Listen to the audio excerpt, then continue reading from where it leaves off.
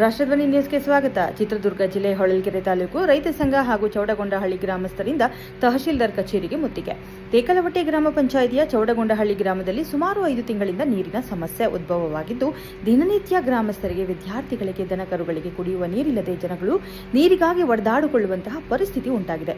ಚೌಡಗೊಂಡಹಳ್ಳಿ ಗ್ರಾಮಸ್ಥರು ಹಾಗೂ ಹೊಳಲ್ಕೆರೆ ತಾಲೂಕು ರೈತ ಸಂಘ ತಾಲೂಕು ಕಚೇರಿ ಮುಂಭಾಗ ಜನಪ್ರತಿನಿಧಿಗಳು ಹಾಗೂ ಸರ್ಕಾರದ ವಿರುದ್ಧ ಘೋಷಣೆಯನ್ನು ಕೂಗಿದ್ರು. ತಾಲೂಕು ರೈತ ಸಂಘದ ಅಧ್ಯಕ್ಷರಾದ ಎಸ್ ಸಿದ್ದರಾಮಪ್ಪನವರು ಮಾತನಾಡಿ, ಈ ಗ್ರಾಮಕ್ಕೆ 5 ತಿಂಗಳಿಂದ ಜನಪ್ರತಿನಿಧಿಗಳು, ಪಂಚಾಯಿತಿ ಅಭಿವೃದ್ಧಿ ಅಧಿಕಾರಿಗಳು ಭೇಟಿ ನೀಡಿಲ್ಲ, ನೀರಿನ ಸಮಸ್ಯೆಗಳನ್ನು ಬಗೆಹರಿಸಿಲ್ಲ.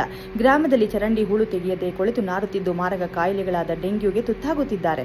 ತಾಲೂಕು ಉಪಾಧ್ಯಕ್ಷ ಸನಾವುಲ್ಲಾ ಮಾತನಾಡಿ, ಜಾನುವಾರುಗಳಿಗೆ, ನಮ್ಮ ಸಹೋದರರಿಗೆ, ಮಕ್ಕಳಿಗೆ ನೀರಿಲ್ಲದೆ ಎಲ್ಲಾ ಕೆಲಸ ಬಿಟ್ಟು ದಿನನಿತ್ಯ ನೀರಿಗಾಗಿ ಕಾಯುವ ಪರಿಸ್ಥಿತಿ ಉಂಟಾಗಿದೆ.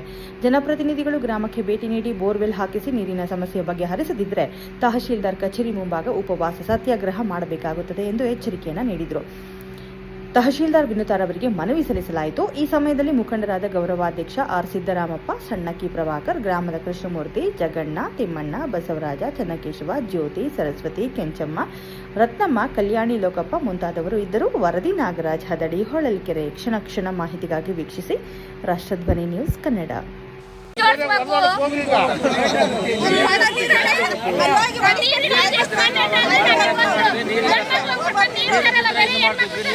ನಾನು ನಿಮ್ಮೂರ ನೋಡಿದ್ದೀನಿ, ಕೊಡಗು ಅಲ್ಲ ಬೆಳಗಿಂದ ಸಾಯಂಕಾಲ ತನಕ ಕೊಡ್ಕೊಂಡು ಸ್ಟಾರ್ಟ್ ನೋಡಿದ್ದೀನಿ. ಆಮೇಲೆ ಊರ್ ಮುಂದೆ ಒಂದು ರೋಡ್ ಇದೆಯಲ್ಲ, ಅಲ್ಲಿಂದ ಬೈಕ್ ಅವ್ರ ಹತ್ರ ಜಗಳ ಹಾಕೊಂಡು ಅವರು ಕುಡಿಯೋದು ನೀರಿಗೋಸ್ಕರ ಅವರು ಹೋರಾಟ ಮಾಡೋಂಥ ಊರಲ್ಲಿ ಒಬ್ಬರೊಬ್ಬರು ಜಗಳ ಆಡೋ ಒಂದು ಪರಿಸ್ಥಿತಿ ನಿರ್ಮಾಣ ಆಗಿದೆ. 5-6 ಅವರು ಮನೆಗೆ ಸಲ್ಲಿಸಿದ್ರು, ಏನೂ ಸಲ್ಲಿಸಿಲ್ಲ. ಯಾವ ಒಂದು ರಾಜಕಾರಣಿಗಳಾಗಲಿ ಅಧಿಕಾರಿಗಳಾಗಲಿ ಆ ಒಂದು ಗ್ರಾಮಕ್ಕೆ ಭೇಟಿ ಕೊಡದೆ ಅದನ್ನು ನಿರ್ಲಕ್ಷ್ಯ ಮಾಡಿದ್ದಾರೆ.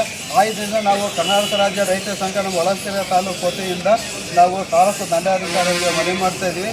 ಈ ಒಂದು ಮನವಿಯನ್ನು ಸ್ವೀಕರಿಸಿ ತಕ್ಷಣದಿಂದಲೇ ಆ ಒಂದು ಕುಡಿಯೋ ನೀರಿನ ವ್ಯವಸ್ಥೆ ಮಾಡಬೇಕು ಅಂತಂದೇಳಿ ಗ್ರಾಮಸ್ಥರ ಪರವಾಗಿ ಹೊಳಲ್ಕೆರೆ ತಾಲೂಕು ರೈತ ಸಂಘದ ಪರವಾಗಿ ತಾವು ನಮಗೆ ಮನವಿ ಕೊಡ್ತಾ ಇದ್ದೀವಿ.